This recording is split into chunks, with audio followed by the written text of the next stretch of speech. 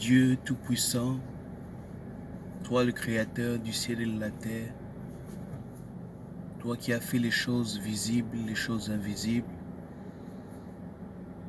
toi qui es le rémunérateur de ceux qui te cherchent, toi qui vis éternellement, nous venons à toi, Seigneur, partager ces moments avec toi, Seigneur, et avec ceux qui sont dès la fondation du monde, avant que le monde ne soit créé, formé, appelé à ta seigneurie, à ta gloire. Nous remettons ces instants entre tes mains, sachant que il y a un peuple qui veut entendre la parole. Il y a un peuple que tu as sauvé, Seigneur. Il y a un peuple que tu veux gagner à toi. Seigneur, nous n'avons pas des capacités intellectuelles. Nous n'avons pas les langages faciles, convaincants. Mais nous savons une chose, que lorsqu'il s'agit de ta parole, nous n'avons que la seule capacité que l'Esprit de Dieu nous donne à communiquer, ce qui est dans ta pensée, dans ta volonté. C'est la seule capacité que tu donnes aux hommes. Merci Seigneur pour ces instants. Laisse que ton esprit nous conduise. Laisse que ton esprit nous guide. Au nom de ton Fils Jésus-Christ, notre Créateur, notre Rédempteur, notre Sauveur. Amen. Alors, j'aimerais partager avec nous une portion des Écritures qui m'a un peu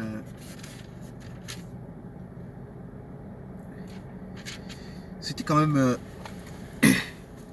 ce n'était pas que je l'ai lu et puis après je l'ai compris comme ça, mais c'était juste à un moment donné, j'ai juste au travail, j'ai réfléchissé par rapport à certaines choses et c'est cette portion des Écritures qui m'est venue. Alors on va lire Luc 23. Je vais commencer au chapitre 13. Seigneur, que ta parole nous enseigne. Merci. Pilate ayant assemblé les principaux sacrificateurs, les magistrats et le peuple leur dit: vous m'avez amené cet homme comme excitant le peuple à la révolte, et voici je l'ai interrogé devant vous, et je ne l'ai trouvé coupable d'aucune des choses dont vous l'avez accusé.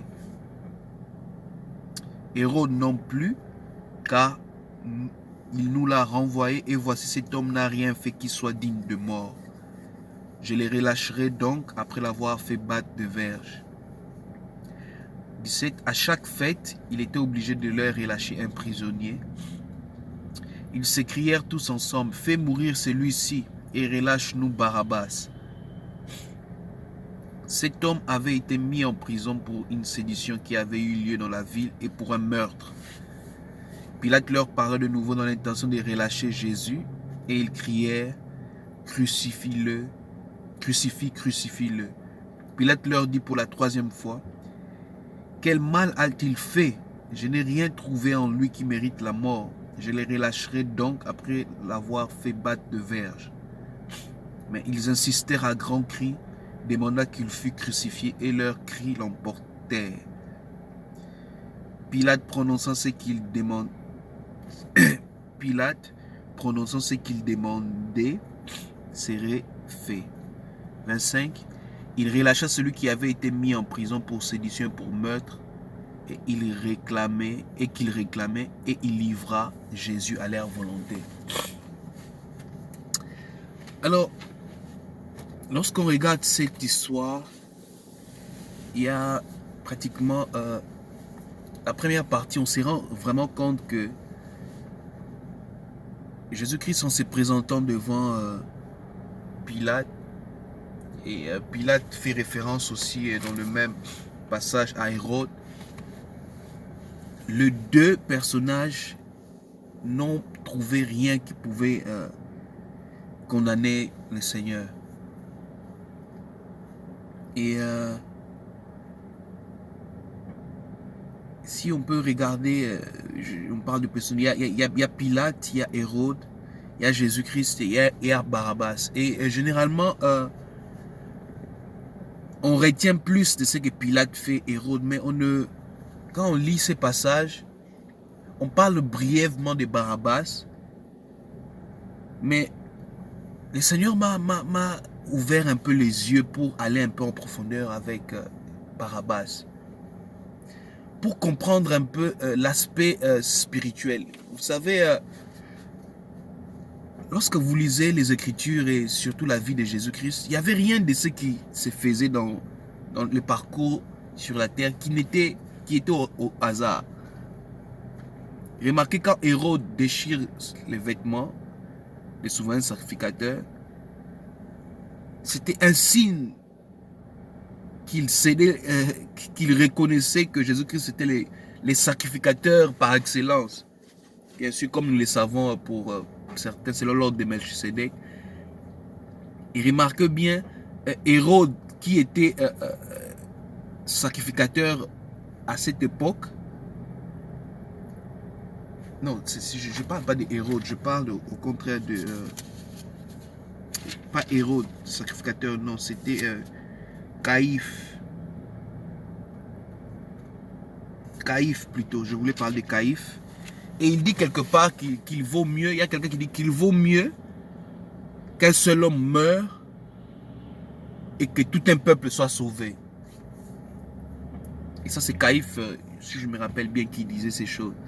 Et lorsque vous remarquez un peu tout ce qui s'est passé d'après l'époque de Jésus avait une signification. Et posons-nous la question, c'était une coutume juive, je ne dirais pas juif, mais courante dans l'Empire romain à cette époque, et à chaque fête, il fallait libérer un prisonnier. Et c'était clair entre Jésus-Christ et Barabbas, que Jésus-Christ était juste. Déjà, si Pilate, qui était un Romain, l'a trouvé juste, ça veut dire que c'était clair qu'il était juste, mais le peuple ont quand même demandé à ce que lui soit livré et que Barabbas, qui on dit très bien qu'il a commis un meurtre pour sédition, lui devait recevoir, si je peux dire, cette grâce de pouvoir être libre. Et je ne sais pas si ça vous rappelle un peu ce que vraiment Jésus-Christ a fait pour chacun d'entre nous. Vous savez, Christ a marché sur cette terre quand il disait que je suis venu pas pour abolir la loi, mais pour l'accomplir. Lorsque la loi a été donnée à Moïse, Romain Paul en parle que la loi est venue encore aggraver la transgression. Plus il y avait la loi, plus les gens se rendaient compte qu'ils ne peuvent jamais accomplir cette loi. Et Paul dit, si vous je cherche les termes en français, si vous péchez contre un seul commandement, c'est comme si vous avez péché contre tout le commandement. Et personne ne pouvait réellement satisfaire les exigences de la loi, puisque tu allais toujours te retrouver face à une loi que tu ne suis pas dans la perfection. Très bien. Et Christ était le seul, d'après la loi de Dieu, qui était capable de l'accomplir totalement, qui pouvait suivre la loi de Dieu scrupuleusement et la vivre. Malgré tout cela, malgré le fait qu'il était juste devant Dieu d'abord et devant même les hommes de ce monde, le peuple ont demandé à ce que lui soit tué et que Barabbas, qui était meurtrier. Et ceci nous montre simplement combien Jésus-Christ, c'est que la Bible appelle la justification, l'imputation. Jésus-Christ, c'est le juste, a pris notre place.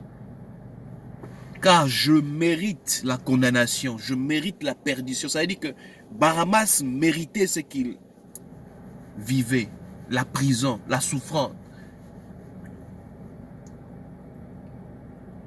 Et Barabbas, ici, pour rentrer dans ce que je voulais nous expliquer, Barabbas ici représente tout, presque toute l'humanité.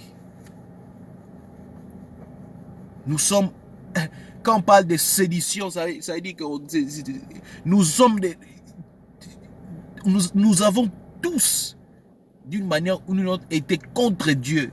Nous nous sommes rebellés contre Dieu. Voilà l'image de Barabbas, un rebelle. Et en plus de là, à part le fait d'être rebelle, un meurtrier.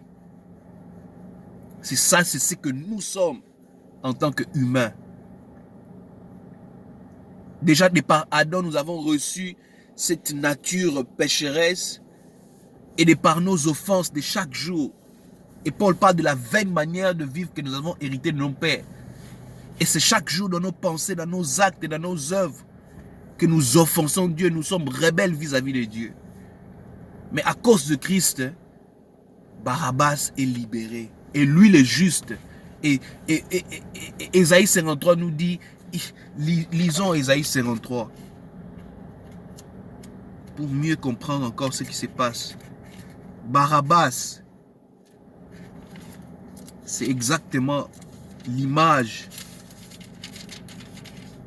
de ce que nous sommes.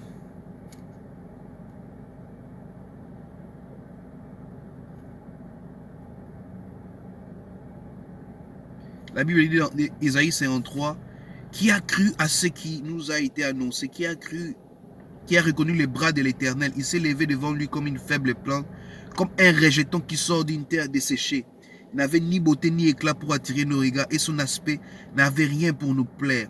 Méprisé et abandonné des hommes, homme de douleur et habitué à la souffrance, semblable à celui dont on détourne le visage, nous l'avons dédaigné, nous n'avons fait aucun cas de nous n'avons fait de lui aucun cas. Cependant, ce sont nos souffrances qu'il a portées. Voilà.